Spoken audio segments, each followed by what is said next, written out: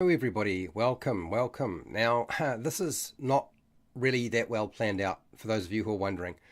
This was supposed to be Dungeons and Dragons 4E combat mechanics, and I have simply not had time to put together some working notes for it, and so as a result of that, it's not happening that way, and I apologize for that fact.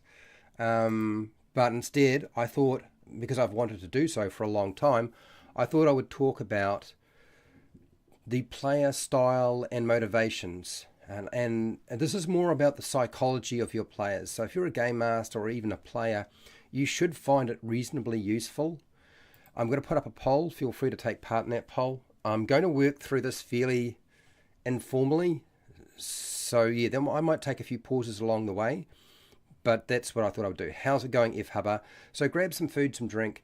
This is probably not something you've seen before.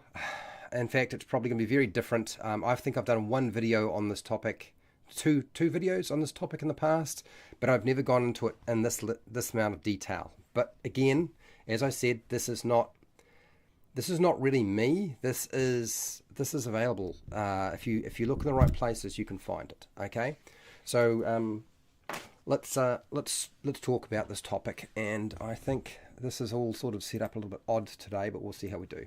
Okay.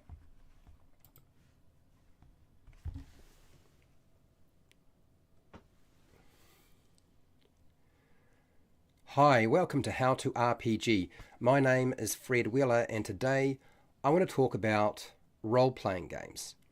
And the topic I really want to concentrate on is your players and their player style, how they go about playing the game, what it looks like to them. And motivation and psychology aren't something that you normally see a lot on YouTube. That is actually my area of expertise, because that's what my degree is in psychology, philosophy, and mathematics, which sounds like a strange combination, I'm aware. But what I thought I would do is I would sort of reveal some of the nuts and bolts to how players work. And if you ever wanted to look for a resource on this, you will find that some game masters or game master guides and dungeon master guides do have some information on this. Some are better at doing this than others. Sometimes you have to look further afield. I have had plenty of experience, and because I apply psychology and how people operate in my game, I just do that. That's just what I do all the time. So, and the type of work that I do, since I work with people who have mental illness, health issues, a lot of brain injury, a lot of intellectual development issues, a lot of drug and alcohol issues, and also a lot of behavioral problems or issues that have become very unhealthy.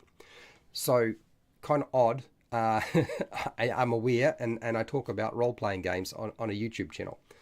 So, player motivations and style. For those of you, you're probably aware that there's a couple of different styles of play out there.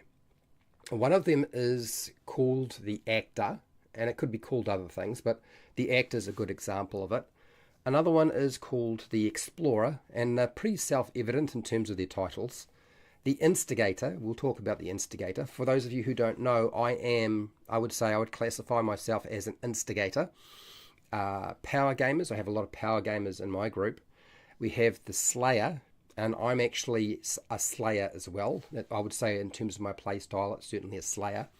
The storyteller, which is a little bit different. It seems very similar to the storyteller, and the actor seems very similar, but they're not. They are quite distinct. There's the thinker, and then there's the watcher. And out of those different styles, you might think, well, okay, that's all I need to know. But unfortunately, most people are made up of more than one play style. It's not just one type of play style that they're usually engaged in, because everybody's complicated. People are complicated. So when I start talking about this is very general conceptual stuff. It doesn't mean that you can pigeonhole somebody into one specific area. The chances are you will have somebody who might be a power gamer and an actor. It is possible to have a power gamer and an actor in the same person. Okay, that is a thing. It does exist.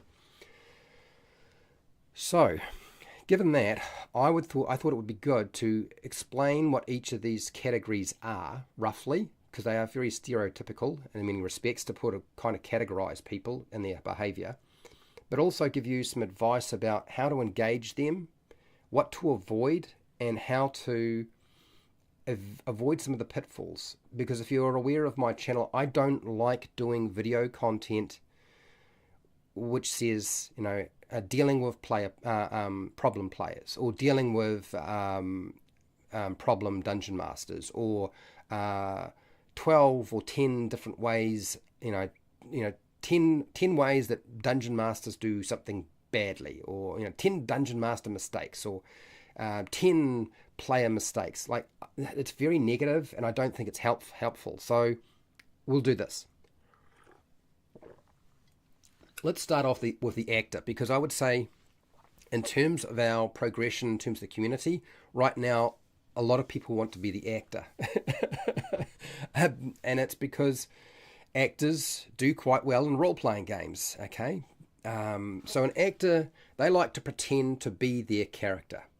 So that's speaking in an accent or in a different voice compared to their normal voice. They like to emphasize the character development aspect of the game. They don't necessarily have very much interest in the power of a character or the numbers and the mathematics. And I think one of the aspects of this is that they're looking for a different experience. I think one of the things I've noticed is those people who have been involved in theatre or enjoy acting at school and drama and stuff like that, they tend to wind up falling into the actor category, partially at least, not necessarily completely.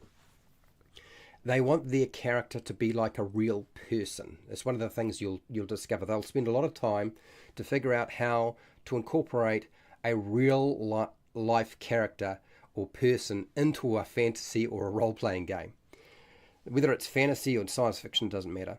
And they really enjoy interacting with the other players. So they would be quite happy for there to be just an interaction between their character and somebody else's character, and that can go on and on and on, and they'd be happy for that to be just the game.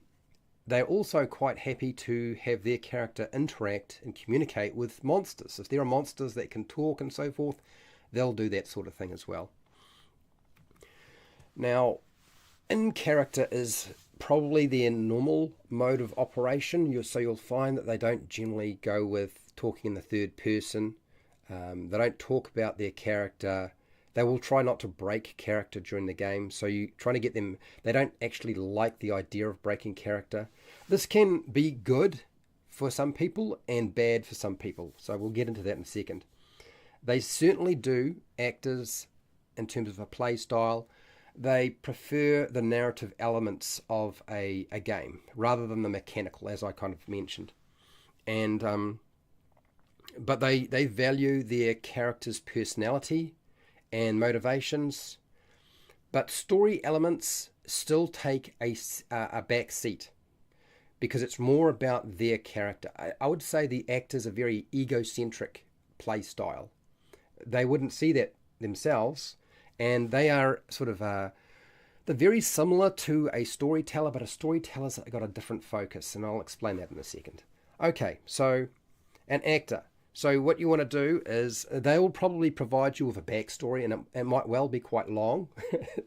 They'll emphasize their personality, so they'll be trying to put in as much personality into the characters as they possibly can. And they play according to their character's motivations.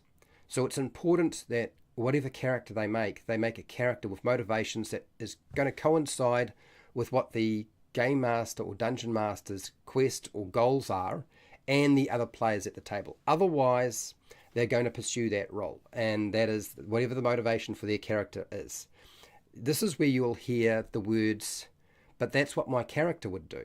This is often a statement that'll be said by somebody who's got a play style who is the actor. And they're fun to be around because they really do get into it, and they're very, very eager to be part of that process. They prefer scenes where their character is portrayed. So they like to be in the spotlight so that they can actually, pretend to be that character.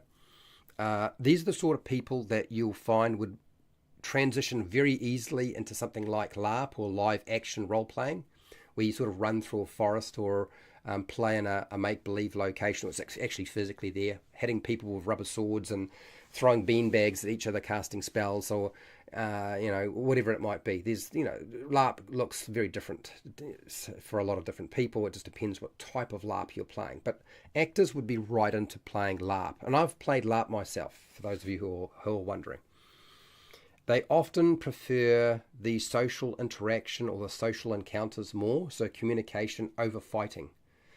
So if they have a choice between engaging in a battle or a fight, they're probably going to go with the communication aspect first before considering the fight, because that's their least favorite thing to do.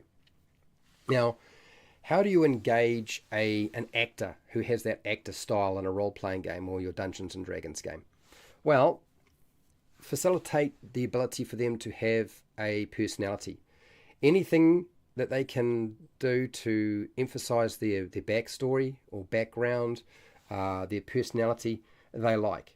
So if you can tie elements into your adventure that are part of their backstory, they like that sort of stuff.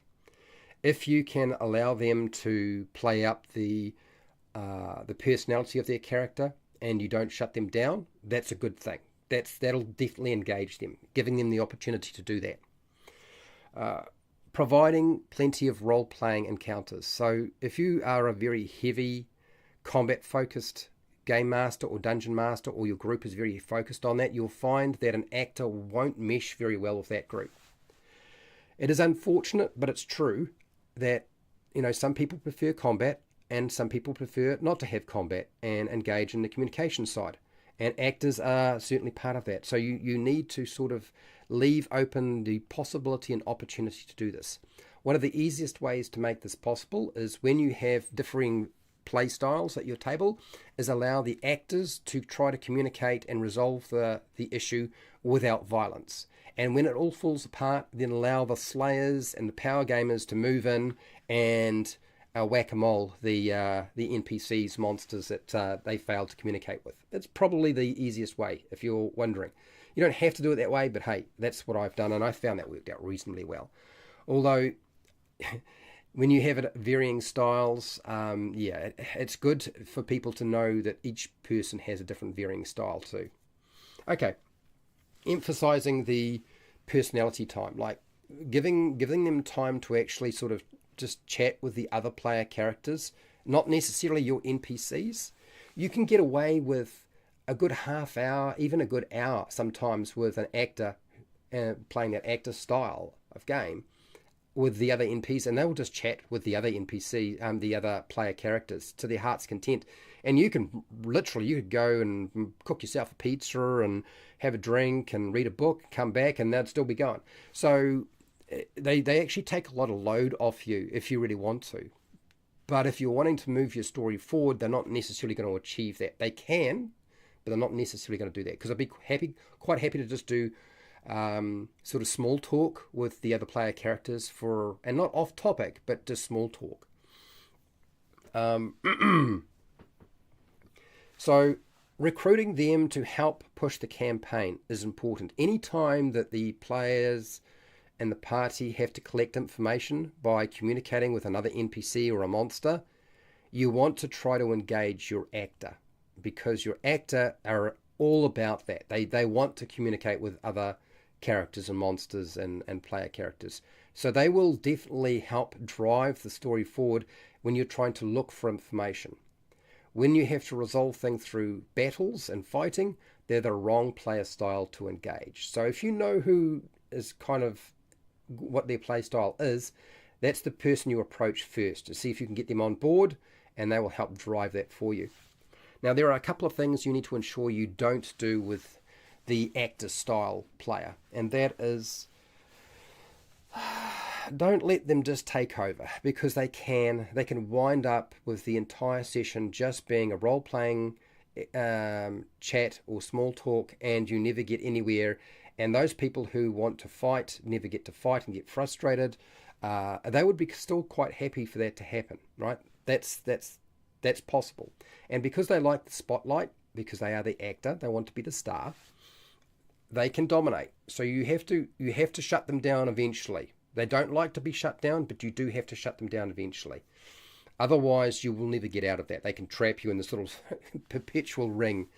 But then, like most player characters, most character styles, like most playing styles, kind of do have a loop that if you can't break them out of the thing that they like the most, they'll just keep doing it.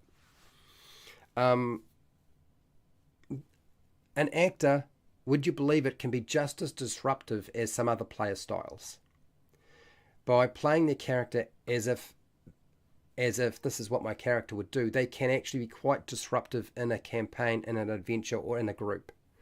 So don't think that there aren't some bad sides to that player style, because there are. So you just need to make them aware, like, I know you like playing the character and playing a role, and they'll also want everybody else to do the same thing. They think that the way that they play the game is probably the best way to play the game. Okay? And that, in fact, anybody else not doing it that way isn't actually role-playing. That's quite a common sort of thing to hear coming out of people's mouths when they are very much the actor style. And so you need to educate them, okay, and explain to them that their way of playing the game is just another way. It's just another style of play. It is no better or worse than anybody else's. And that you need to leave other people alone and let them play the style of game that they like. Okay, and when you are up for engaging in a social interaction or just chatting with the other player characters, that is fine when it's driving the story forward and it's not being disruptive in some way. And if you explain these sorts of things, hopefully as an adult they will get it. Okay, probably not going to work quite so well with children and teenagers, but you never know. Everybody's different, right? But they can be just as disruptive as anybody else. Okay. Let me have a drink, and then I want to go over to the Explorer.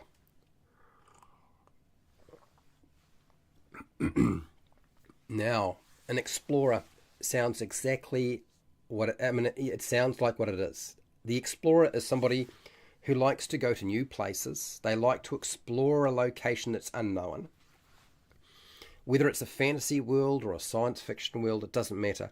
They're all about trying to find out what's unknown, what's beyond the hill, what's at the top of the mountain, what's below the ground. They want to know what's there. They want to go everywhere, which means, particularly with a dungeon crawl, they're in their habitat. Like, this is the place they like to be. Explorers, I suppose you might say that older versions of Dungeons and Dragons in the modules that they were put out initially are very much tailored for that play style, which is the explorer, the person who goes and explores every nook and cranny. This is one of one of the things that you'll find is they'll want to find the secret door, and they'll be always looking for secret doors and secret compartments. They'll be wanting to make sure that they acquire and find every single magic item that's hidden somewhere. They are going to explore every nook and cranny. They don't leave anything unturned. They turn over every stone. Okay? So what you want to do with somebody who is an explorer is you want to give them interesting, exotic, and fantastical locations, because they really like that sort of thing. I think more often than anything else out of any play style, explorers appreciate world building.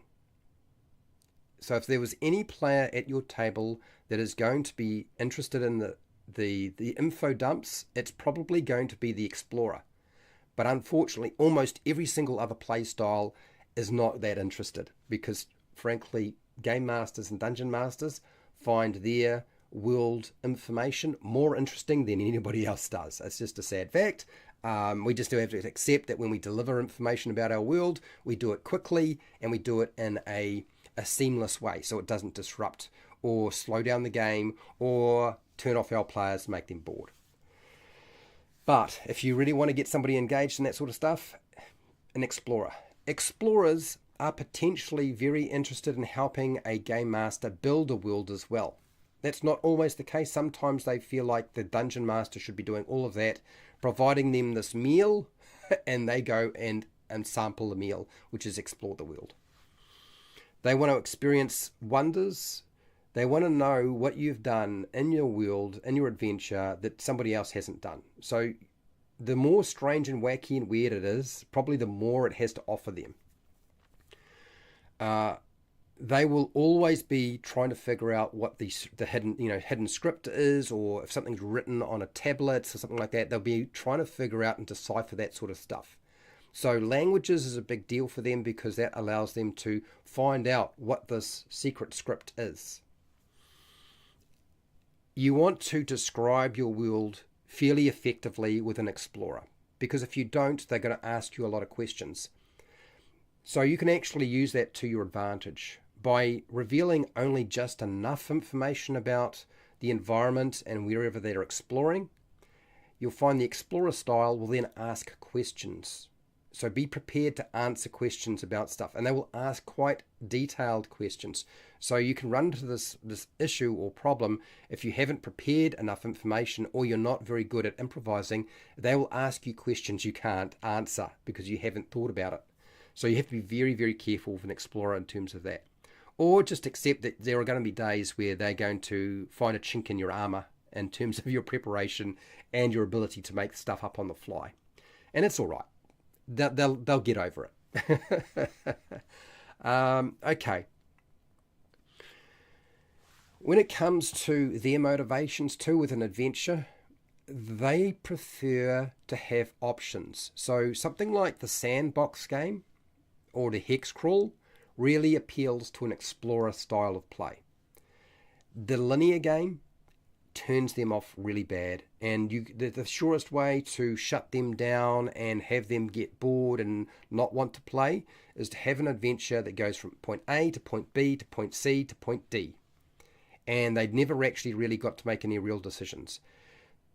Explorers are the first people who will see through the illusion of choice. So a lot of us as game masters and dungeon masters use a technique, not always, which is the illusion of choice. So no matter what they do, we're going to put the same thing in front of them. Whether they go left or whether they go right, they're going to get the same thing. And as a result of that, some players are pretty good at picking it up, because you've got to remember it's not only 20% of what you say is how you communicate. 80% of what you say is in your body language, and so they can read that. So if you're not good at hiding your body language, and it's very difficult to do, very, very difficult to do, you won't be able to get past the fact that they'll probably figure it out, particularly if they've been playing with you a long time. If you've had a person who has a playing style who's an explorer, and you've been playing for a few years together, they will know your game master or dungeon master style. So in my own home group, we've been playing for 7-8 years, and a lot of them know all of my tells. They know all my tells. They know where my head is at. They know what to expect. And even when I try to do something different, they've already read that in the body language.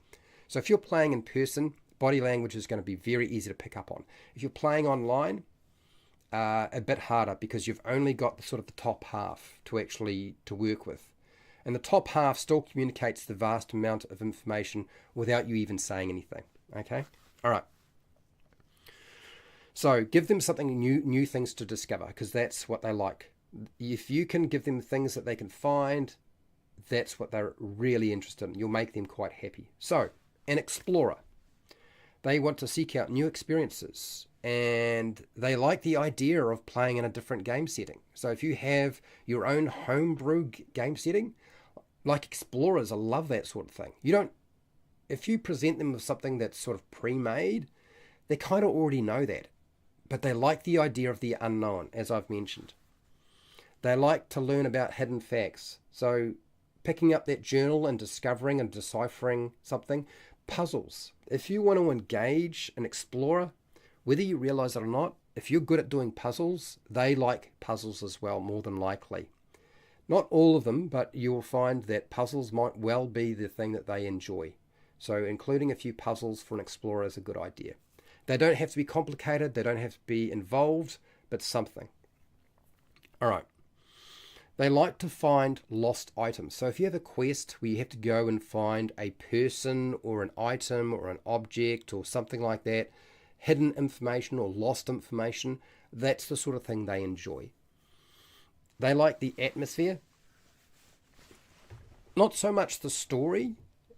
It's not that they don't like story and combat, but it's not their focus. You'll find an explorer is less interested in fighting monsters and far more interested in what's in the monster's pockets and what's underneath their bedroll.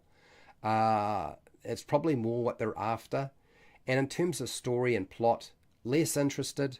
They're not looking for a strong plot line because they create. So explorers create their own plot line. And you'll find this the case with almost all the play styles, is that except for the storyteller, which is a little bit different, almost all the play styles that I'm going to talk about, all of them create their own plots. They don't require you as a dungeon master to give them a plot.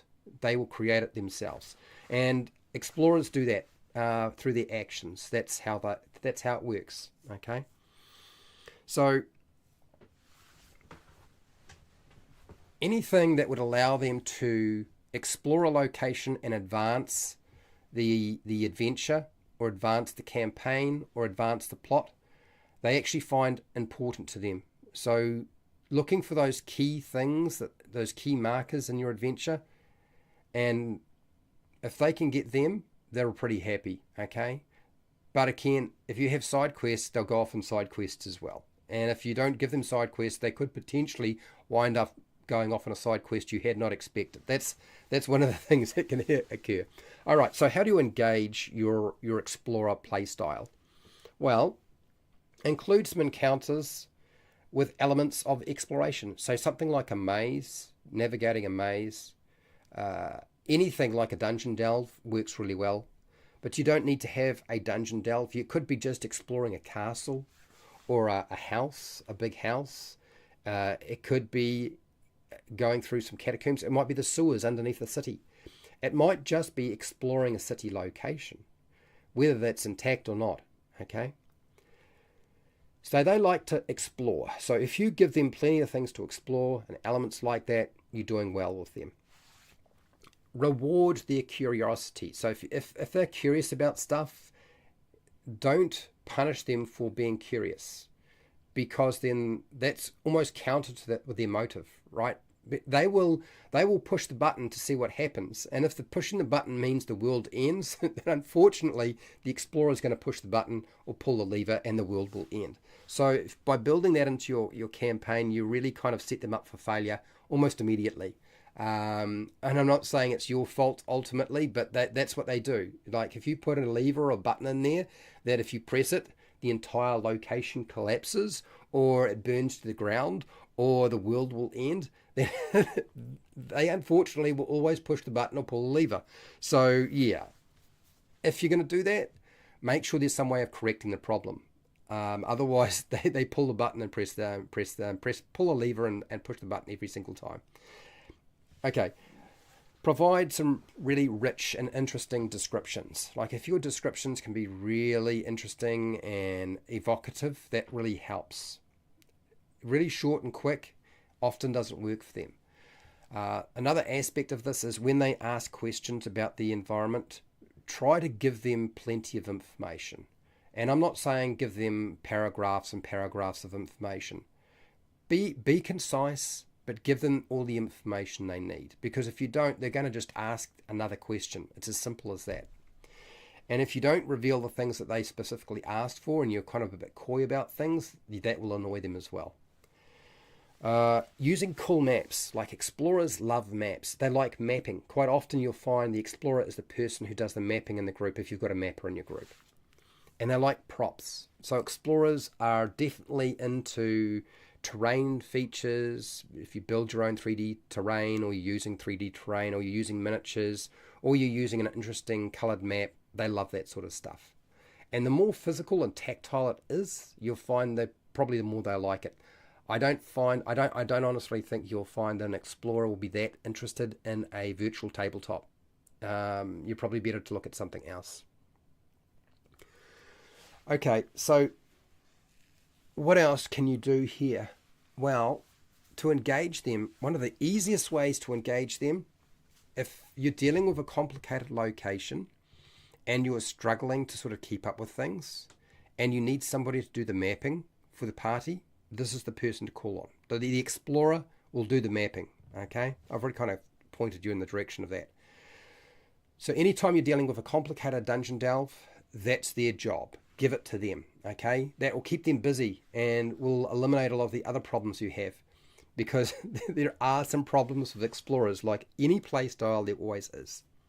And that is, they will use knowledge of the world to their advantage. Like, the more they can learn about the world, they will certainly exploit it. And they can also be exhausting in their thirst for detail. Like, they might just keep asking for more and more detail. While everybody's getting bored and frustrated, the explorer wants to keep exploring. The explorer wants to go and open every single door in the house or in the dungeon. And they don't just want to look through and look in every single room, no matter how important it is to move on, because there's a time frame to this or a time pressure of some kind. They still want to explore everything. And even if you go off and do something else, they want to go back and explore it, because they want to check every single passageway, every single room for a secret door, hidden compartments, and hidden script, hiding, magic items and weapons that you might have hidden, all that sort of stuff. They want to know about that. So they can really slow down a game a lot, an explorer.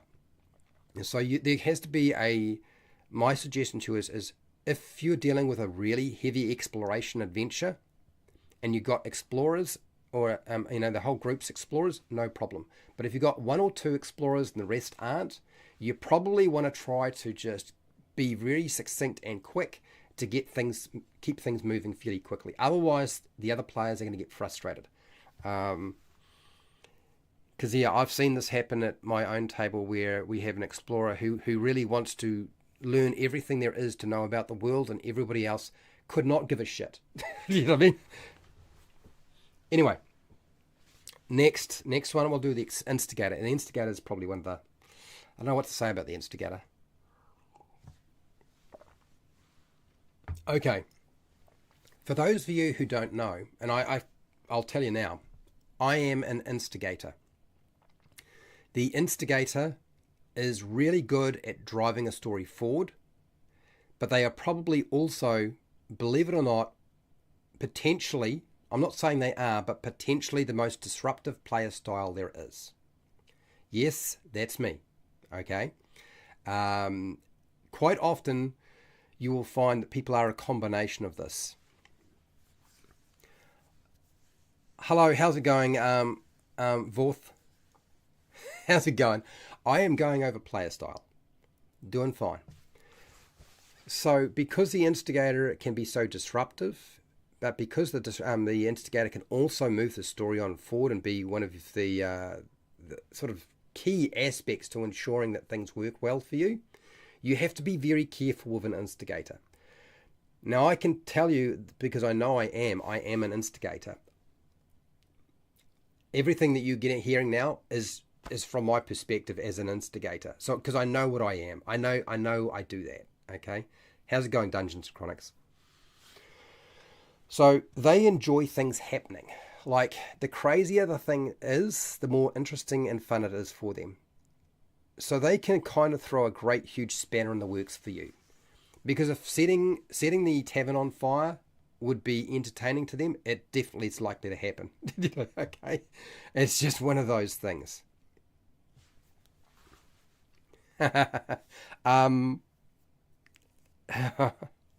So one of the biggest problems I've found as an instigator in terms of my own behavior and the things that I do is I get frustrated. Instigators get frustrated really quickly, particularly when the party spends a lot of time planning and they're never successful. Like, it's quite common for a group playing in a role-playing game to have some elaborate plans, and you know almost every single time it's never successful. And instigators can't stand that. They like the idea, sit down, come up with a plan, and just put it in place. But a lot of people will mull over. It could take half an hour, could take an hour before you actually implement your plan. And instigators, right at that point, you lost them after 5 minutes. You completely lost them after 5 minutes. They believe everything can be done within about 5 minutes, because I know I do. And I'm an instigator. So if there's a trap potentially on a treasure chest, they're likely to be the person who opens the treasure chest and gets themselves into trouble. If there's a purple worm living underneath a long drop or an outdoor latrine, they're the first person to open the door. Okay, they are the ones who will wind up in the front line. They'll often play a fighter or a rogue, somebody who usually is leading the group, because instigators like to be the ones that have things happen to them, not necessarily to everybody else, but to them. They're also, instigators tend to deal with character death a lot better. Anyway, they will also provoke any kind of authority figures. So if you have a monster like an ancient dragon, they're the worst person to have around in terms of communicating with the dragon. You do not want them to be doing that, because they will want to actually cause an issue. Something has to happen for them. Negotiation followed by we have resolved our issues is not necessarily what the instigator is looking for. But they can be open to the idea of assisting somebody else in doing their job well. So if you've got somebody's the face person who's doing all the talking, you can enlist and get an instigator to assist them, and then they will back off and let the other person do their thing. Because for them, it's about moving the story forward. They just want things to happen. They just don't want it to get boring and stale and get stuck. Opening doors. Look, knocking on doors, opening doors, checking for traps, that sort of stuff is very much an instigator sort of thing. It also falls under the explorer, but instigators like to be the ones who are doing that. Explorers are happy for somebody else to do it, but instigators like to be the ones who are actually going to do that, because they know that potentially their character might die or something bad might happen. I guess the thrill. For an instigator, it's the thrill of the unknown and the thrill of... I think you can almost guarantee that there's almost never been an instigator that I've come across who didn't want there to be some sort of character death in their game. Whether it be their own character or somebody else's, they're always looking for that. So this is why I say that they tend to be better at dealing with character death. I guess what's the other thing I need to say about the instigator? I guess you would say they aren't fond of really long recaps. If it takes too long to recap the story or what happened last session, instigators just want to get on with it. So you got to be pretty quick and brief with them.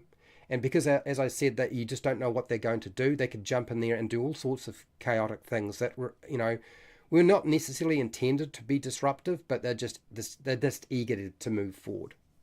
Okay, so instigators. What else do we need to say about the instigator? They like to make things happen. Key thing. They like to take crazy risks. And they will deliberately make bad choices. Like it's just one of the things that they like. They're not necessarily looking to see. They don't care too much about success. They just care about is it interesting, is it entertaining to me, and is something happening, because they don't like to get bored. They don't like it slow.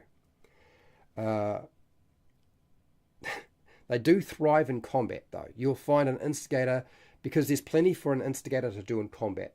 Okay, they're taking turns, they're doing stuff. They can see other people doing stuff. So an instigator sounds like they're very egocentric too, right? And they can be. But they as long as somebody's doing something, it's when everything gets quiet and nobody's sure what to do that you the greatest risk of an instigator jumping in. And they like decisive decision making. Like if it came down to taking 5 minutes to make a plan in an hour, it's always going to be 5 minutes, because they don't see any value of going any longer than that. So how do you engage an instigator in your game? without things going completely off the rails, since they are potentially the greatest threat to your game, I would say, is the instigator. Well, include objects and environments that they can experiment with. Because they like to get things to happen, like putting a lever or a button there, they're definitely somebody who will press the button and pull the lever. Okay, just like the explorers. But they'll do it first. They'll be running for it. Okay, explorers will cautiously move up, whereas the instigator will run up, knowing fully well that potentially it's a bad idea to do it quickly, and they will just pull the lever or press the button straight away. They'll be fighting to get there before the explorer style. So that's something to bear in mind. Let their actions put the characters in a tight spot. So instead of their actions putting the other player characters in a tight spot, let it put their character in a tight spot, because they, as I said, they deal with death better than the other styles generally. That doesn't mean that if you kill off their character every single session, or they kill their character off every single session, they'll like that. But usually instigators understand that was their actions that resulted in that. Okay. Include encounters with non-player characters who are feisty. So they like characters who aren't always friendly, who are potentially hostile, who have ulterior motives, who are blocking them in some way, who don't like the party. So if you put in an NPC or a non-player character that is kind of like fire and water, well, fire and oil mixed together, then that's kind of probably work quite well for them. There are some things you need to be careful with the instigator, and this is the next two statements is the probably more important than anything else I say. These are the things you do not want the instigator to do. Do not let the instigator be responsible for killing the rest of the party, because they do it. I know, because I've done it more than a few times, okay? Sometimes accidentally, sometimes intentionally or semi-intentionally, but if anybody is going to get the party killed, it's always going to be the instigator playstyle. It's just one of those things, because they try to make things happen, and these things don't necessarily have to be good for the party. They can be bad for the party. The other thing you've got to be careful about is when they get bored, they will attack the other player characters. You know, you don't want the instigator looking for a fight or an issue or something to happen with their allies. They can turn on their allies very quickly just for the sake of entertainment. And so those are, the biggest red flags you have with an instigator, because they can kind of ruin it. And instigators can do other things too. But I feel like I don't know if I necessarily need to say anything else other than those two things, because a lot of play styles, as I said, are a mix, and anything else outside of that, I don't feel falls into the play style. I think it falls into just really poor understanding of how to play with other people. So I won't go into that too much. Okay, so I've talked about the power gamer before, and I'm going to talk about the power gamer again. I don't know what my time is like. Okay, so I've been talking for a while. We're doing all right, though. Let's keep going. So the power gamer. For those of you, you're probably familiar with the power gamer. The power gamer winds up getting a lot of flack. It is assumed that the power gamer is the greatest threat to the game table, and they're actually not. It's definitely the instigator. But if you have an instigator power gamer, oh god, blimey. They thrive on gaining levels. So power gamers like gaining levels. They love cool abilities. They like getting new levels. They like getting new feats. They like new options. They like to defeat monsters, but only if it's a challenge. One of the things you'll find is power gamers do not like to defeat something if they haven't figured out how to do it, and it wasn't an easy pushover. Like they want to be tested. They like to be challenged. They will probably take the monster stuff, because they always see the idea of taking the monster stuff giving them an advantage over future battles and future encounters. Story and role-playing is not necessarily their bucket or cup of tea. and it's secondary. The first part of it, probably the thing they enjoy the most out of everything, is actually just building characters. It's not even sitting with the other people playing the game. It's literally building characters and figuring out how to build them so they're as efficient and effective at the game as possible. They like magic items. Any kind of splat book, if there's a splat book out there or a third-party published option that they can get access to, they love that sort of thing. They think it's awesome. You'll find that most people have a little bit of power gamer in them, but that's not always the case. I can assure you there are plenty of people out there who have no desire and do not care about any of that whatsoever. But generally, most people have a little bit of it. It's not much, but a little bit of it. I would say nowadays I see more of it than I've ever seen it. A couple of core elements for a D&D game is like the accumulation of power. So gaining levels, getting treasure, getting magic items, it's all tied into that. So when you think about Dungeons and Dragons specifically, it's the prime environment for a power gamer playstyle is Dungeons and Dragons and Pathfinder. So you'll find probably most of the time, because of crunchy systems and they're complicated and power gamers like complexity, you'll find that they tend to play those types of games. Okay, not because they're better, but because that's what appeals to them.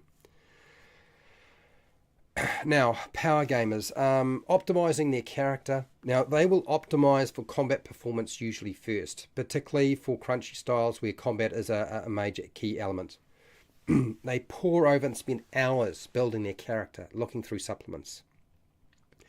And again, they tend to prefer combat. But I would like to stress and say, if you build your adventures in your campaign and they're not just combat focused, and there's a lot of exploration and a lot of social interaction, and you're using mechanics around that, and they can see a benefit to doing that to be successful and achieve goals, then power gamers will build their character for combat and exploration and social interaction. So as long as you have a bit of everything in your session, they will build a, instead of a one-trick pony, they will build a more broad and varied character that can do a lot of different things. It's just how they engage themselves, because they see a benefit. If there is a mechanical reason to do something with their character that will benefit them in communicating, so they like rolling dice for diplomacy and deception and persuasion and communication. They like doing that sort of thing. Okay, if they have to roll dice to and have bonuses and so forth with regard to exploring something or finding out information, they'll do that. Okay, they will. So how do you engage a power gamer really well? Well, stress the story elements as rewards. So any type of goal that's regarding achieving a story point or a story element, make sure there's a strong reward for it. Now, the reward might just be more information. Power gamers like quest experience points. So experience points and using the experience point system really works with a power gamer. Power gamers struggle with something like the milestone system, because the milestone system doesn't give them a way of measuring their progress. And so they would prefer a game master or dungeon master to use experience points over milestones. But if you explain to them what the milestones are in advance, if you achieve this, you get your milestone and you go up a level, then you've got them. Then they know exactly what they have to achieve. Use desired magic items and weapons and armor as your adventure hooks, and they'll go after it. Piece of cake, you can be sure of that. Giving them options or access to new powers and abilities, they like that. If you can't manage that sort of thing and it's going to be way too complicated, then fine, just leave it alone. But if you do engage that, yeah, and they're always, you'll find the power gamer is always the person who comes to you and says, there's this new thing in Unearthed Arcana or in this third-party book that I would like to use. Can I use it? And you really need to, you either need to say no straight away and explain why, or you need to say, I need to have time to look at it. And then go look at it, and when you're ready to say whether you want to use it or not, let them know and explain to them why. If you explain to them why you don't want it there because it's just better than everything else, power gamers see want more power, they want to be more efficient and better at doing stuff, but they will acknowledge that something is probably better than anything else because they know it is. Okay? I find this with my own group. Maybe that's not the case with people who are newer to the hobby, but I've found that really experienced power gamers, they acknowledge when there's something that's too good. And they're quite happy when you say, generally I find, we're going to ban this because it's a no-brainer that this is the thing you should always use. Include any kind of encounter that will emphasize their ability to use their attributes, any kind of special ability that they have that they're focused on. If you can tailor to that, that will work quite nicely. Like, this is a lot of information. Like, I can't imagine a game master or a dungeon master being able to tailor a game so you can work with every single play style all the time. So you have to pick your moments, okay? Now, what are the things you need to avoid with a power gamer to ensure that they do not become disruptive or a problem at your table? One, they can become far more powerful than the rest of the group. I've said this before, many people have. So to do that, you might actually have to go and say, look, I need you to tone down the power of your character because you're overshadowing everybody all the time, particularly in battle. Just something to bear in mind. That can happen, okay? Another thing is that they'll try to take a bigger share of the treasure or magic items. That can happen as well, because that gives them a better edge and they see a benefit in doing that, so they will tend to do that. That doesn't always happen, but it certainly tends to happen with a power gamer. They can often treat everybody else's character as a lackey or a little minion that works for them. They're Batman and everybody else is Robin. Okay, but another thing, and I don't think everybody realizes this, but if a power gamer realizes that building their character to be powerful and effective in combat and playing the game is still not going to be the ultimate success for the campaign or adventure, if they find that them alone cannot shift the balance because your campaign is so difficult and hard to run through, or the system is so lethal, they will then approach all the other players and try to turn them into power gamers. They will literally try to build characters for them. And so you kind of got to be careful about that. You've kind of created your own monster, frankly, when that sort of thing happens. Because if they're doing that, it's because you've forced them into a position where they feel like they've got no other choice but to get the other players to become just like them and play the game just like them. So, yeah. Okay. That is the power gamer. Okay, next, the Slayer. Now, I would say the Slayer and the power gamer get confused all the time. People assume that a power gamer is a Slayer, and a power gamer and a Slayer are actually different entities in themselves. So a Slayer, this is a person who takes pleasure in fighting. It's all about fighting for them. They like to kill. They like to kick down doors. They like to don't ask questions and just beat the snot out of everything. That's their thing. That's what they like to do. They enjoy this. If the entire session is just battle, they'll be happy, but you'll find that a lot of other people aren't. They try to let off steam. So one of the things you'll find is a Slayer is, if you've got somebody who's got a really stressful job and they get frustrated and they can't let it out at work, they'll let it out as a Slayer style in a role-playing game. It just seems to be one of those things.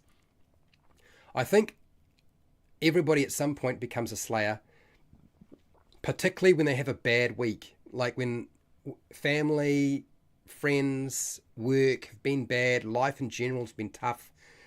The Slayer comes out. Trenton Hasty, I'm glad you're enjoying the show. I'm trying to keep it up. I am aware that this is not going to be a high traffic topic, but I'm going to do it anyway. So Slayers, I'm a Slayer. Okay, I get very frustrated in my own life with all the things that are going on. I was involved in martial arts, I'm not now, and so there's a little bit of me that had to do that because I was getting beaten up at school. So a lot of that frustration and rage would get thrown into a role-playing game, which is not a good thing because that's not what everybody else wants, right?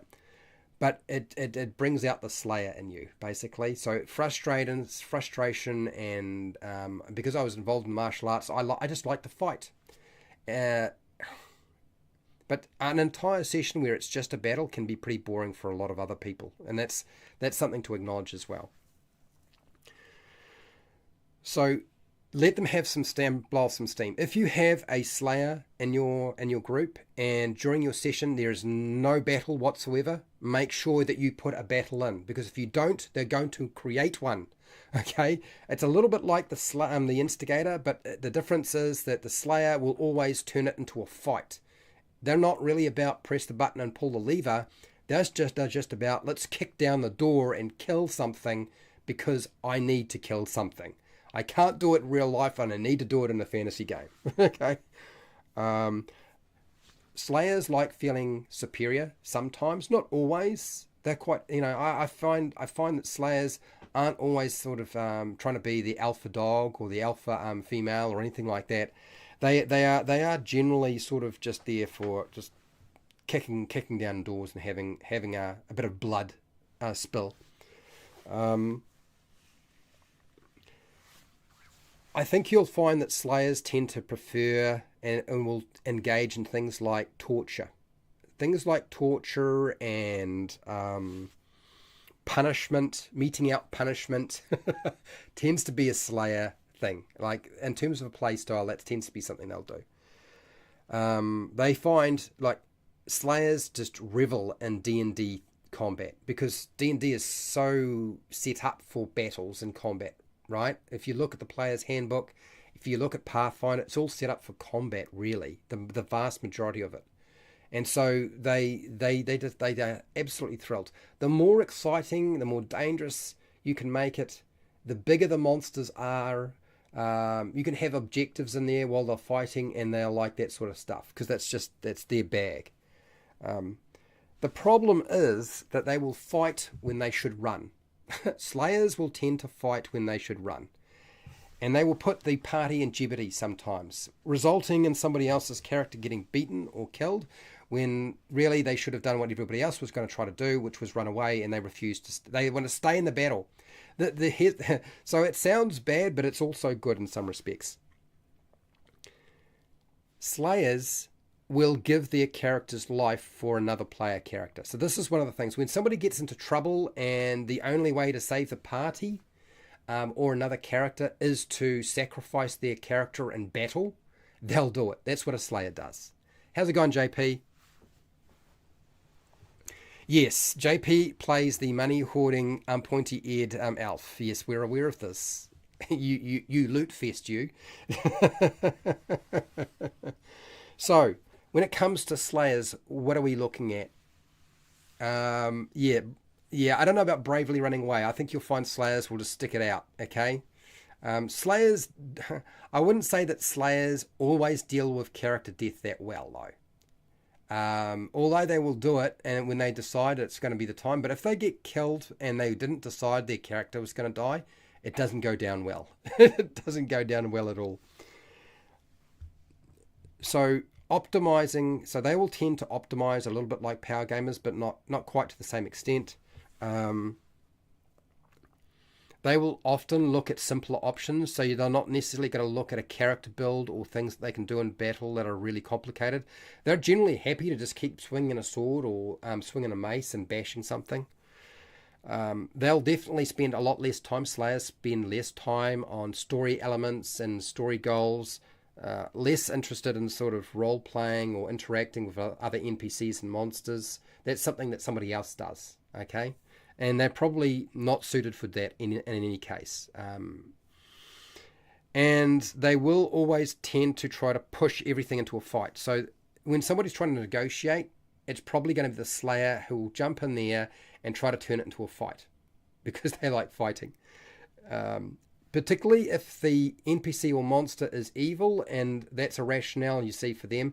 If they're evil or it's a monster that's bad, then it should die. And you will hear these words from their mouths. If it's evil and it's bad, why are we not killing it? That's the rationale. Okay.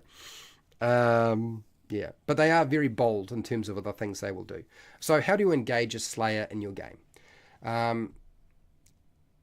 Springing an unexpected battle on them is a good way. Particularly if you see a slayer, somebody who likes battles, and they start looking bored, that's danger.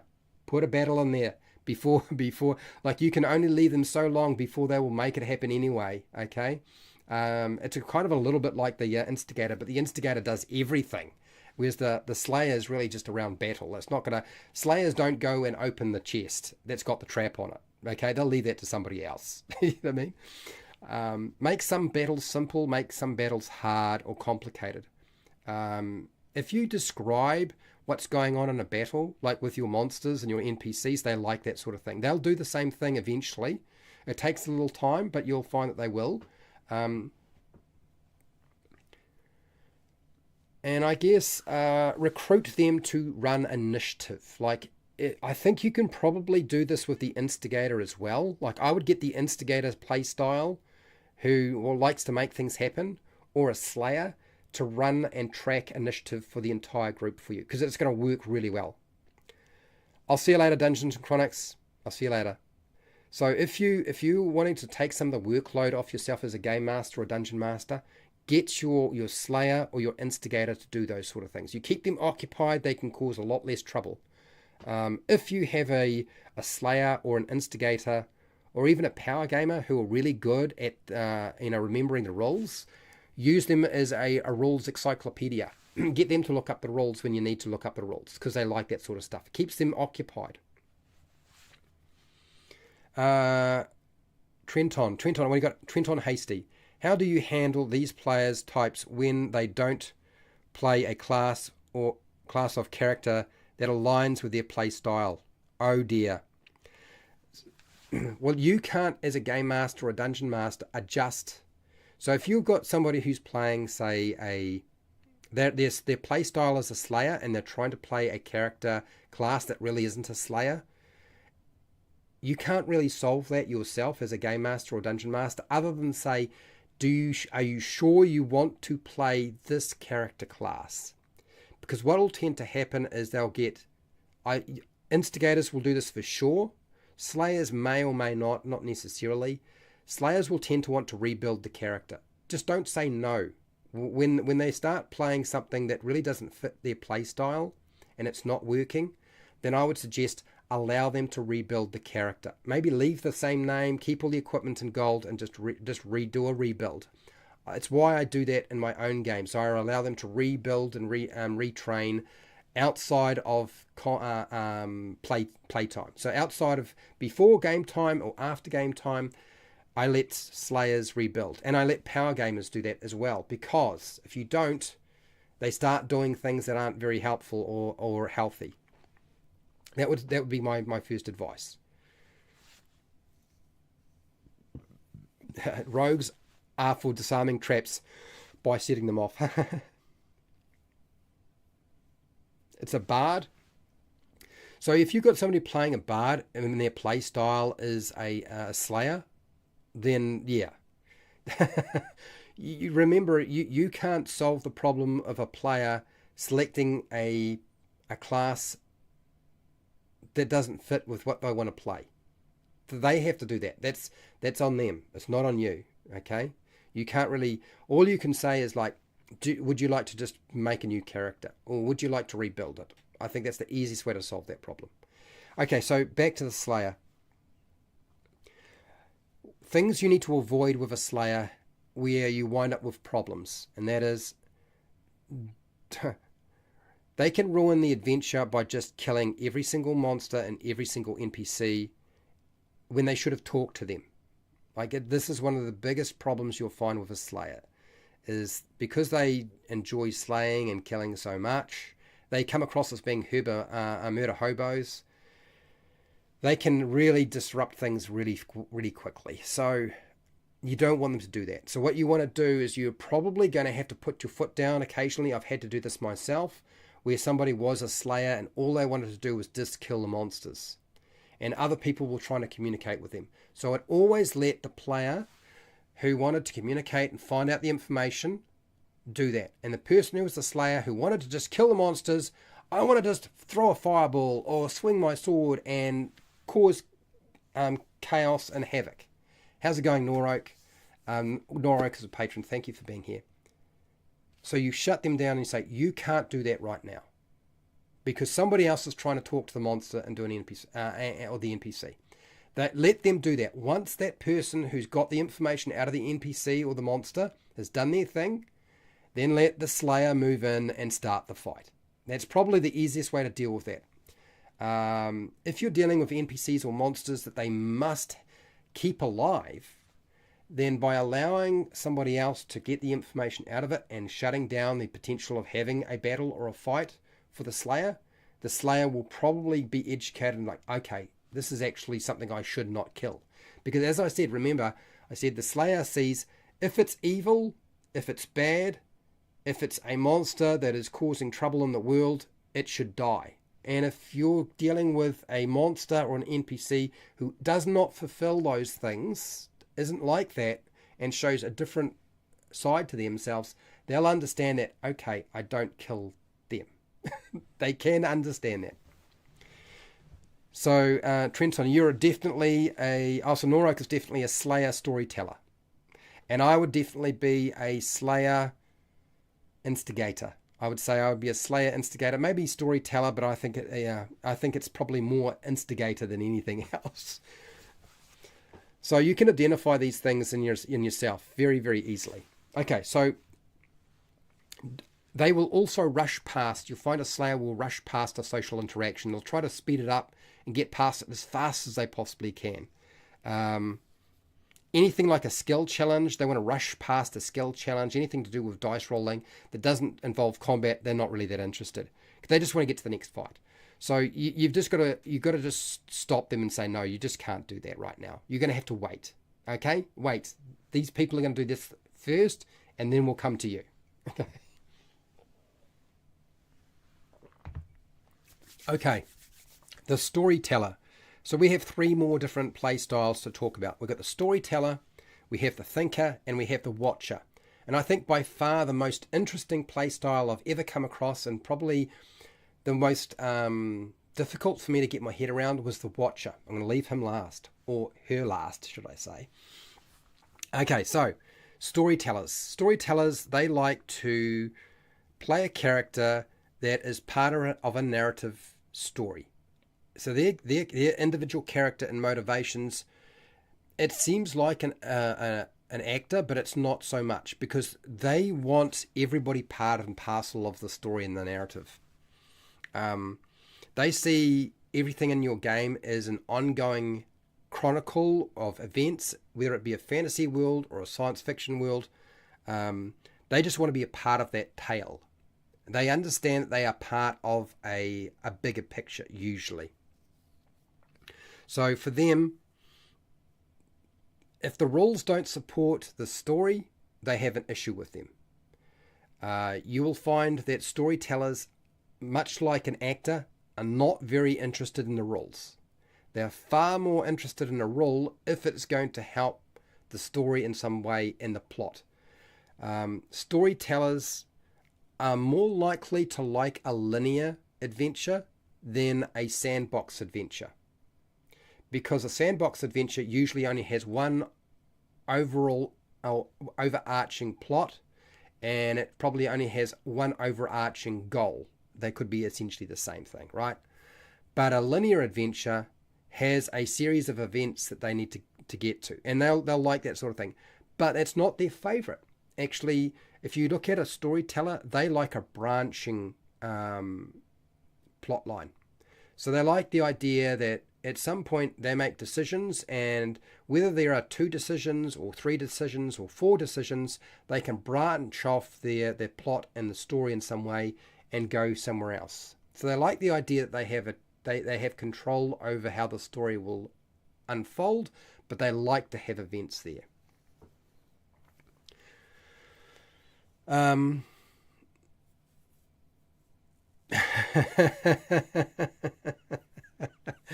Yes, I'm going to let you guys keep going with your conversation, okay? We can come back to that. Anyway, so storytellers. A lot of people, I would say, the fan base for Critical Role, I would say, are storytellers and actors in terms of their play style.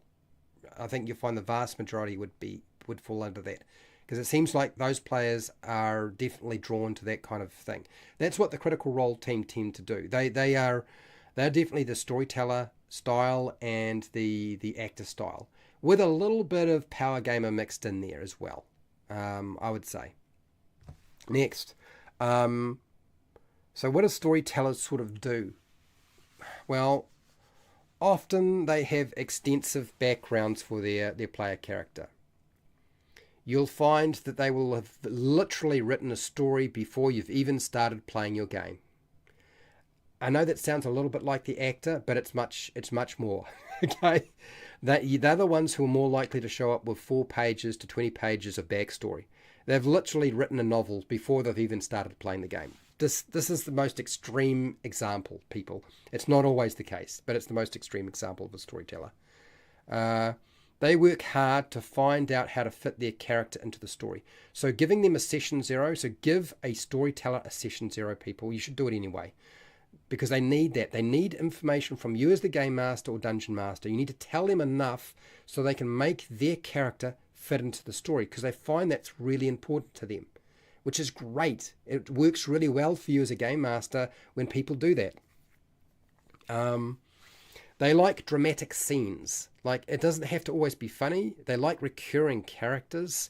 So if you have a patron that they meet that's funny, or they have a shopkeeper or somebody in a tavern that they can keep meeting, even if it's a villain or a rival, they like that sort of stuff. So they like recurring characters. They prefer adventures that have at least some plot. So if you have no plot and they've got to make it all up themselves and you haven't done anything and it's just free roaming, they're not very keen on that, okay?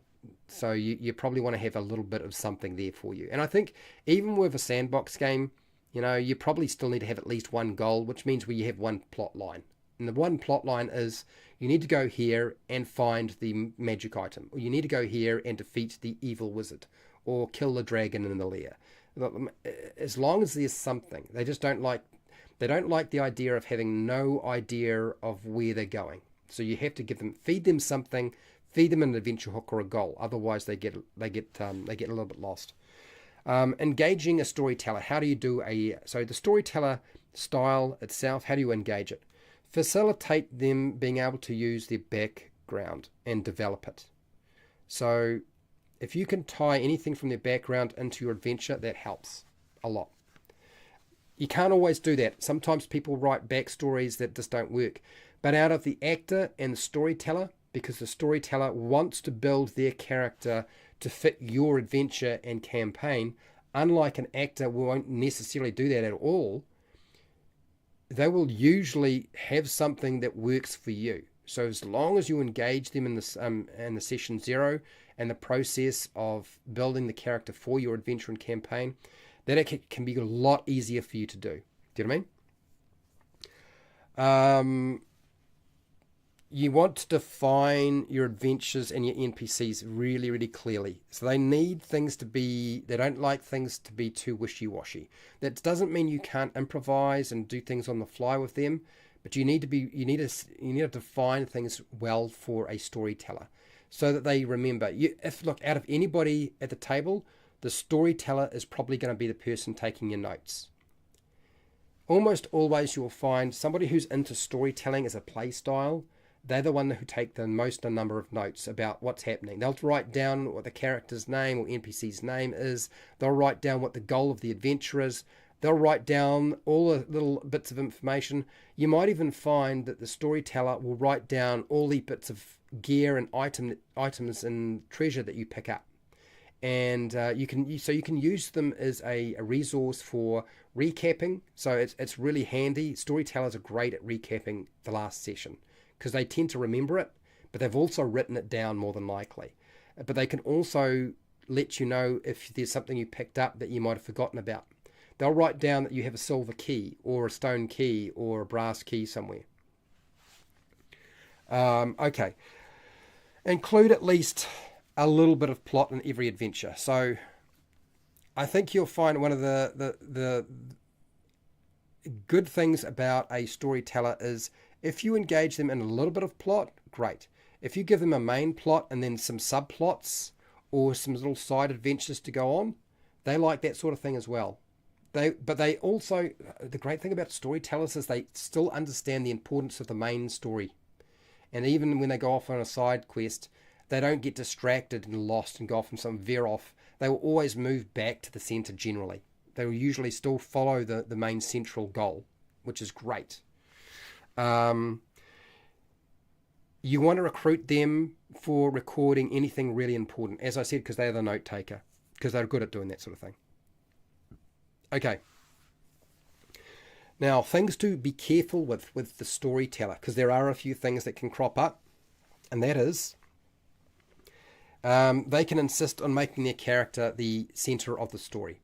In the worst case scenario, doesn't always happen, tends to happen with an actor style than a storyteller style, but it can happen with a storyteller as well, and that is that they will insist that everybody else is basically Robin and they are Batman. Okay? So to avoid that sort of thing, you've got to really make it clear that this is a group game, a group adventure. It is about all the members of the party, not just them, because otherwise they can wind up doing this. So that's something to be wary of. They might dictate, you might find that they can dictate what somebody else should do at the table because it doesn't fit the narrative that they have formulated in their head, because they will be trying to figure out what's going to happen next. Storytellers are like that. So they can easily wind up trying to get somebody else to perform specific actions that will fulfill their idea of how the story should play out. Those are the worst case scenarios with a storyteller. So you don't want to let them do that. As soon as now, if you hear somebody say something like, you should cast Fireball now, or you should go to that door because you're the rogue and search it for secret doors and traps and make sure there's nobody on the other side and da-da-da-da, or they say something like, your character should go and talk to him because you're better at doing that and we have a much better success of doing this if you do it, and then that way, in terms of what we're trying to achieve, we're more likely. That's probably the storyteller. The storyteller will tend to be quite directive because they are trying to fulfill whatever that plot they have formulated in their head is. And they're usually basing that off whatever the clues and guide that the dungeon master has been leaving. Because dungeon masters, game masters, they leave crumbs, breadcrumbs. And what the storyteller's doing is they're running along, collecting up all the breadcrumbs, trying to put it together and recreate the loaf of bread. Literally, that's the best way I can think of to explain it. They collect up all the breadcrumbs to rebuild the piece of bread, and anything that might get in the way of that is a problem for them. So you got to be careful of that. I need some more water. It's the other cup. So the next one I'm going to go over is the thinker. We've got two more. Okay. All right, so the thinker. It's exactly what it sounds like, people. So if you are thinking, what is the thinker? Well, no. It sounds what it is, okay? They make careful choices. Thinkers take a lot of time. They like to take a lot of time planning things out. If there's a really tough battle, they're going to take their time. Could be an hour, could be an hour and a half, could be 2 hours, could be the whole session. You've got to be careful about how long they would take to do stuff. They reflect on everything. They think about the challenges they have to face. They're really good at thinking through puzzles. Thinkers, if you want to put puzzles in a game and you've got a thinker, thinkers can deal with it. They're really good at that sort of stuff because they can focus and they can shut everything else out. I wouldn't say that necessarily every single thinker's like that, but generally I would say they are. You'll also find that they enjoy planning for success using resources. So they will often ask people about what they have on their character sheets, what they're carrying in their backpack, what sort of special abilities that you have, because they're always thinking about how can we synergize everything. It's not quite so much like the power gamer, who's generally the power gamer thinks about just how to make themselves more efficient and capable. Whereas a thinker is trying to figure out how do we use all the resources in the party to get the best result out of this whole situation and solve the problem, because they see everything as a problem, and they're thinking about this in terms of the game master provides me with a problem, and I am going to help solve it using everybody else's abilities. So they're going to probably know everybody else's characters pretty well. That's just how thinkers work. They like solving something in a creative manner. So one of the things you'll discover as a game master or dungeon master is thinkers will do things you were not expecting. They will certainly do things you were expecting, but they will come up with solutions that just are bat crazy. Sometimes that work so well that you didn't, it unravels everything for you. If there's anybody who can demolish a skill challenge, it is a thinker. They'll figure out how to solve the whole thing without having to do any dice rolls. It'll come down to just doing one thing, and it might not even involve casting a spell. That's what thinkers tend to do.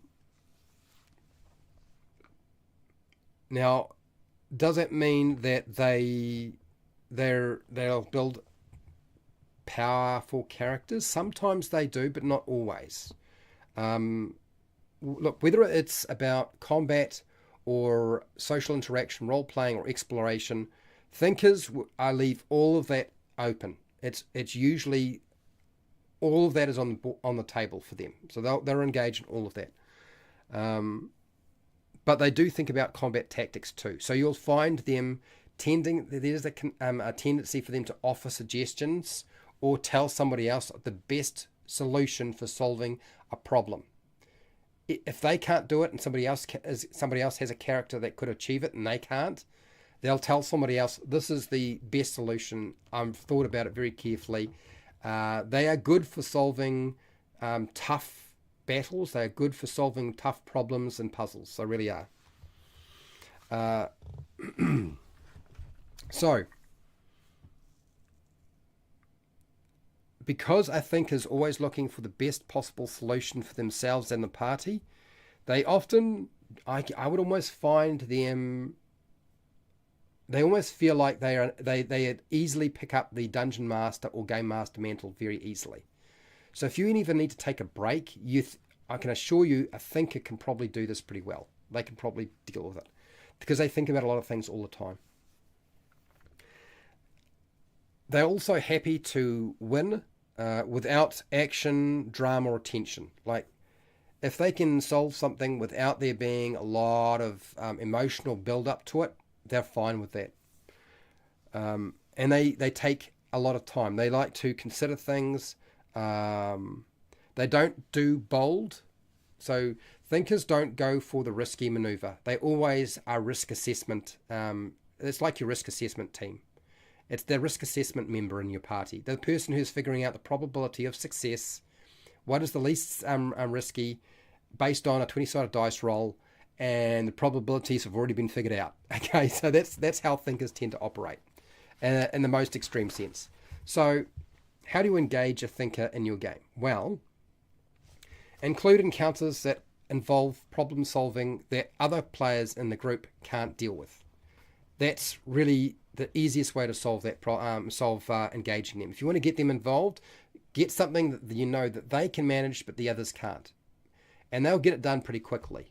So you don't have to worry about them taking up too much space and time. Reward them for planning. If they create good plans and so forth and good tactics in game, give them some good benefits for doing so. It tends to be the case. You reward the behavior you want to continue happening, right? Occasionally allow a smart plan to cause a one-sided win. So I kind of said this before. They'll wind up trying to do this. Like, they'll try to figure out how to do something that ultimately... look, the thinker is the person who goes and gets the decanter of endless water, unstoppers it, and drowns all the monsters in the dungeon. That's the sort of thing that they would do. Recruit them to help out with their quests. Like, if you want to get things moving forward, they're pretty good at doing that as well. Okay? They can even come up with quests for you. As I said, out of all the play styles, they are more likely to be a dungeon master or a game master, I find. Now, things to be careful with the thinker. Thinkers are, by their very nature, very thoughtful, but they can honestly, they constantly be telling other people what to do. It's the one beef. It's like they'll always be telling somebody else what to do. So you kind of have to shut that stuff down. Otherwise, they'll keep doing it. They can come off as being very obnoxious, or self-opinionated, or arrogant. Unfortunately, they are probably the thinker is probably the biggest nerd at the table. More than likely, you'll find that they are the biggest nerd at the table. And if you have a thinker who's also a power gamer, call blimey, okay? And it's quite common, actually. I have some in my own group right now, okay? I know what they're like, they know what they're like, but it's taken a while. They can bring the game to a grinding halt because they'll insist on trying to come up with a perfect plan, and they won't want to progress and do something until they are absolutely sure that they can do this successfully. And unfortunately, that can take a long time. And if there are disagreements about how to go about doing things, plus they have to get everybody else on board to do the thing that they want. So yes, time can be chewed up by a thinker. And yeah, the worst thing to have is an instigator and a thinker at the same table, and they're at loggerheads with each other, because it does not go down well. So that is the thinker. Now, the last one, and I actually think probably the most interesting one, and one that you probably have at your table and you're not aware, and that is the watcher. Do you know the thing I love about the watcher is the watcher just doesn't stir the pot. And unfortunately, the watcher is probably the first person to leave your group, because they just don't seem to gel with everybody else. They won't even gel with the game master or the dungeon master. And so let me explain what who the watcher play style is, so you kind of get a feel for this, because this is the one you really want, I think, in terms of, like, if you really want to know where things have kind of gone wrong somewhere along the line, this is what I've discovered, and I've discovered the hard way with the watcher's play style. Watchers are casual players. They will tend to come and go from a game, and that's not always the case, but they tend to be the casual player. And they're there because they want to be part of a social event. Yeah. Watchers are quite shy. So if you expect them to try to communicate with another NPC or a monster, it's too difficult. If you expect them to speak a lot and speak in an accent, you're asking too much of a watcher. They're very laid back. They can get along with anybody. This is what makes a watcher so great. A watcher, as long as you don't push them too hard or push them around, they can get along with a game master, dungeon master, all the other players. The only time that there's a problem between the watcher play style and somebody else, it is never the watcher's fault. It's always somebody else is frankly unable to actually shut the fuck up. Unfortunately, it's just the case. But they do come across as being very socially awkward at times. They do actually want to participate, and it is possible to get a watcher to come regularly to a game. Because they have so few social outlets, the watcher play style, the people who play that way, if the environment is a healthy one and they feel comfortable and they don't feel like they're out of their comfort zone, they will come back consistently. You can be assured that they'll keep coming back. Because it's quite often the only avenue they have. They don't really care about deep immersion, so they're not worried about the dungeon master. As a dungeon master or game master, you don't have to do anything super fancy with them. They're just quite happy as long as you just make the environment nice and laid back and cruisy. They're all good. They're fine with people telling jokes and so forth. They're fine with people making the decisions, and they'll just generally just go along with it. They don't want to be assertive. It's not about they aren't assertive. They don't actually want to be assertive. So the player style, the watcher, it's not about that they can't be assertive, but in that environment and what they're trying to do there, they don't actually want to be assertive. Okay? Their approach to the game is to just get along with everybody generally. They don't get involved in the details of the game, so don't expect them to remember everything, because they won't. They probably won't know the rules that well, so you'll probably have to help them occasionally. Um, they may well eventually understand their characters' features reasonably well, but they won't know. They won't have a. It's not like they spend a lot of time learning the rules and knowing them back to front. That's just not their bag. They don't actually worry too much about the story. It's actually It's actually the group interaction. So it's interesting. Like the watcher, when they play a role playing game, for them it's just the environment. They could be just as happy sitting at home, drinking beer or eating food with a bunch of friends that they like getting along with. So for them to stay at the table, it requires everybody else to actually back up quite a lot, I find. They enjoy the game as being part of a social circle. So as long as you turn your game session into a nice, comfortable, laid-back social interaction, you're doing well. If you're a bit too hard and heavy, if you've made it too dark, if you made it too serious, you'll turn them off. That's just how it works. So, watchers, they show up to be part of the group. They are invested in being part of a group of friends. That's them. Like, I can assure you, which is great. It's always nice when you've got somebody whose motivation is around that. They help calm down disputes because you can't really rile them too much, because if you do, they just leave. They don't really get into shouting matches with people. That's just not their style. They don't get attached to the game. They don't even get attached to their character that much. Like, if their character dies, it's probably not going to be too much of an issue. They just build a new character, and if you can raise them from the dead or whatever, they'll just do that. That's fine.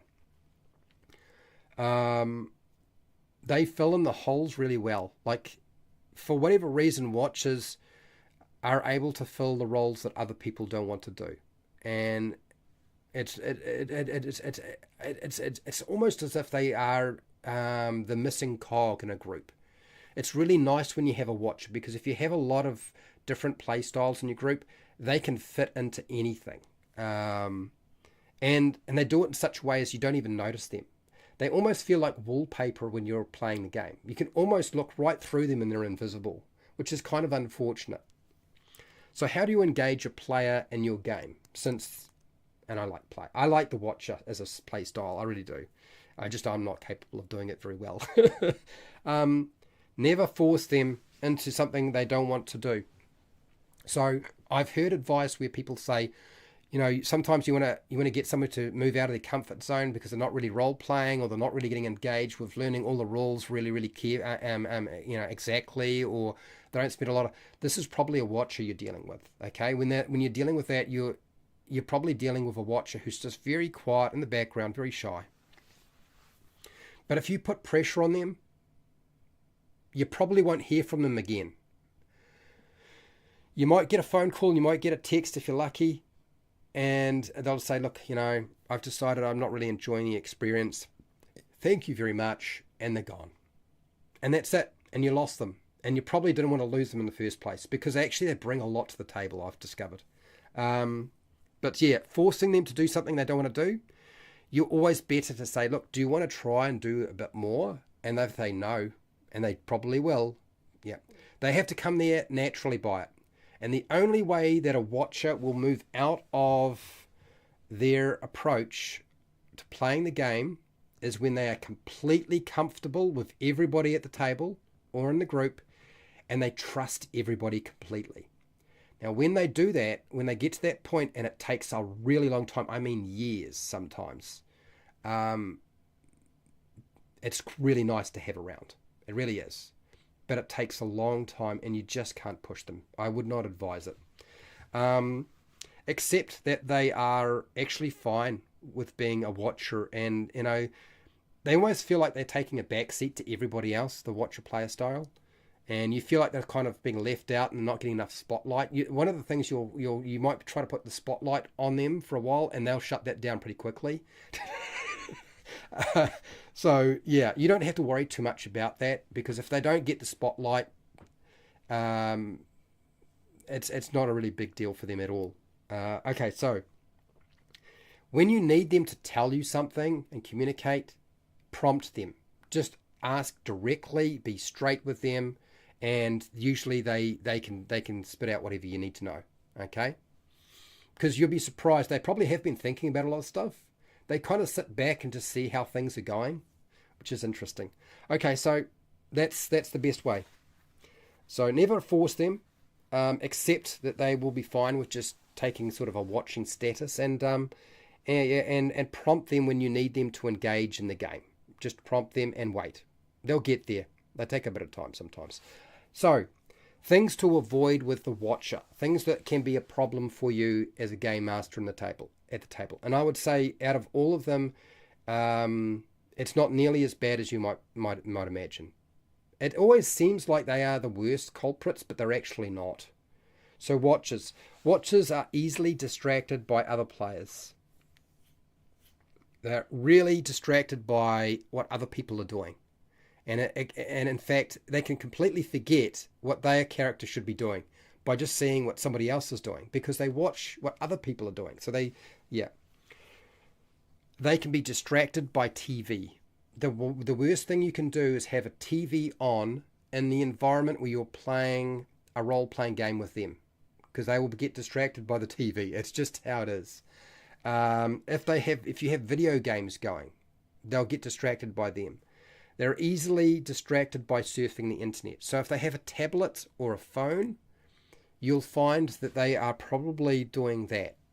They're still listening, but they're probably not necessarily watching all the time. So they're easily distracted.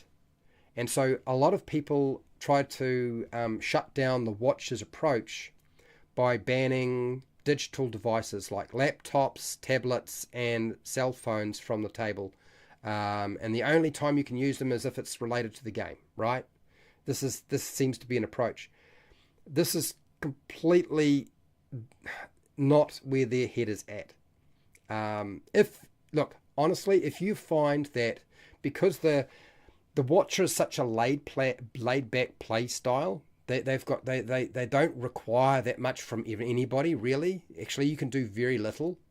If you find that your watcher is getting distracted by video games, surfing the internet, TV, stuff like that, it's probably because your game and the group are just not doing anything that interesting. Like, it must be pretty fucking bored. For a watcher to get bored to be doing that, things are not going well. And it won't just be the game master or the dungeon master who's responsible for that. It'll be the group dynamic in some way. So yeah, and I think the watcher gets the hardest rap when they probably shouldn't. But you want to also, you can easily talk to them and say, look, can you not use your cell phone to play video games or watch the TV? Can you pay attention? And when you do that, they'll switch back over. They're just easily distracted. I put it down to having the attention span of a fish. But then again, they can also have the attention span of a tiger ready to pounce on you. They're like locked with everything and paying real attention to everything. So it's funny extremes. Anyway, they can also, watchers can disappear from the table at crucial times. Or they might just disappear and go off and go use the toilet and then come back a little bit later, and they got distracted. They went and bought themselves a coffee, or if you're in a game store or a cafe or in public somewhere or at a convention, they might disappear and they might come back an hour later. It's entirely possible. So you just need to say, look, I need you to, if you're going off, make sure you come back reasonably quickly, because we're probably going to have something happening very shortly and you'll need to be there for that. If you let them know, it won't happen quite so much, okay? But they tend to be the people who just sort of disappear, and you're like, where did you go to?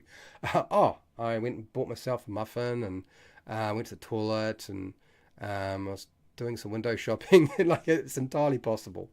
And if they're in your home, like they would probably be petting the dog and the cat and organising your toilet rolls. Who knows?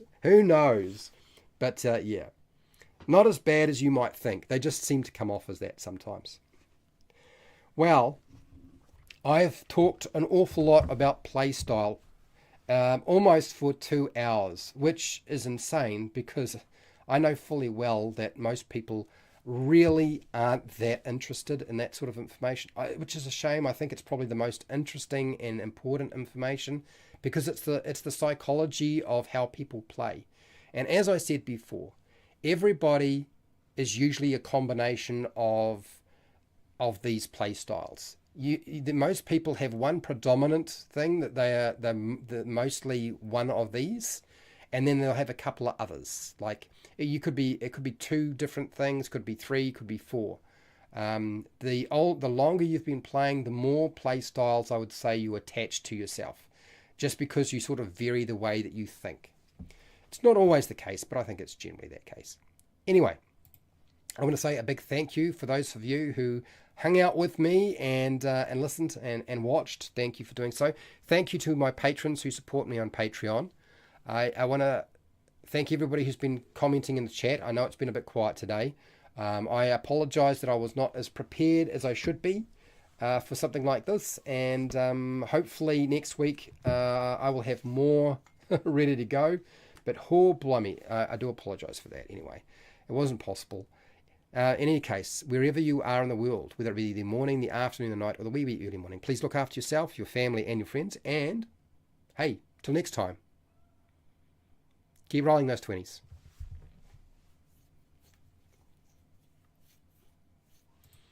Now, I'm ready to go, people. But before I go, I'm going to bring my face back. I'm going to drink some water. I'm going to have a quick look through chat.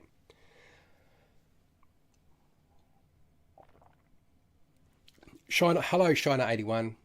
So here's the thing, people. I don't want people to feel like, there's always good things and bad things to every play style. Like there's always something that works really well and something that doesn't work so well. So there's no point in sort of looking at it and saying, they're this play style, and if they weren't that play style, there would be no problems, because it's not necessarily the case. Okay, any play style can potentially cause issues, and it's just about what you perceive as being the problem. It's all about communicating and getting along with people. Really, words of wisdom. I don't know about that. So I want to actually tell you right now that Fred did not come up with that. As I said at the very beginning, I did not have time to prepare, so I've been reading from this. What is this? This is the Dungeons and Dragons Dungeon Master Guide for 4E. This is the first one.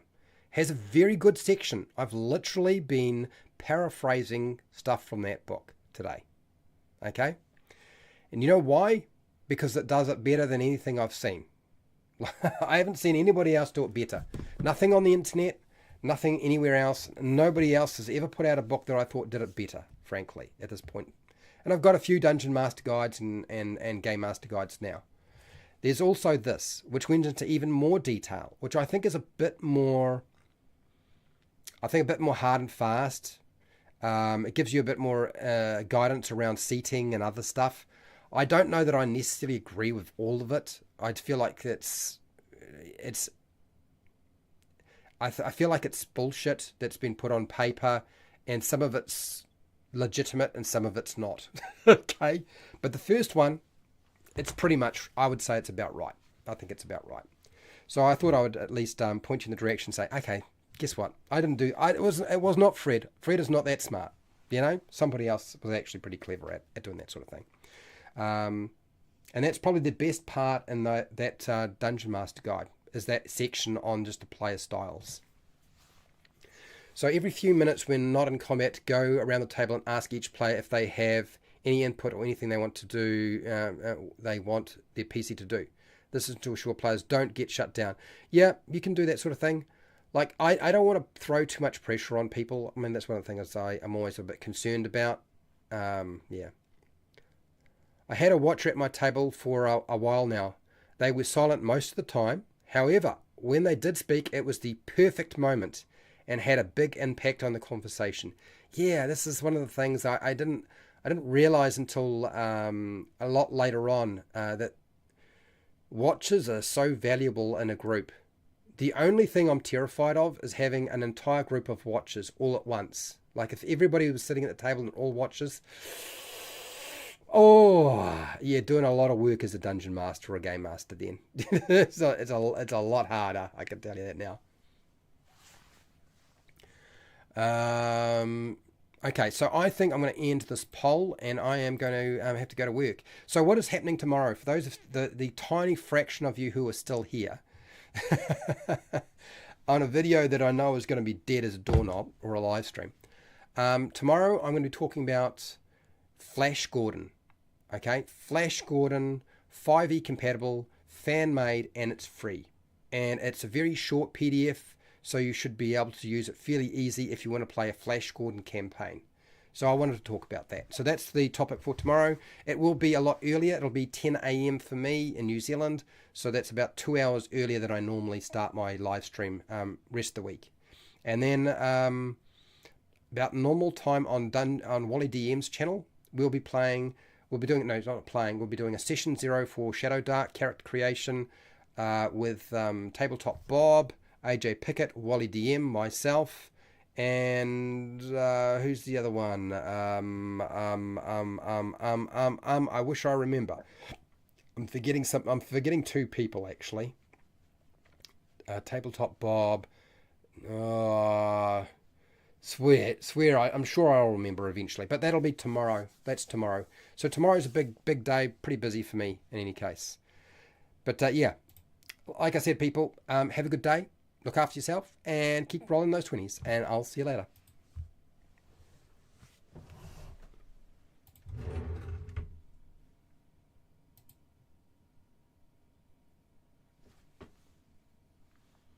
Oh, it might be Jordan Flute Slow here.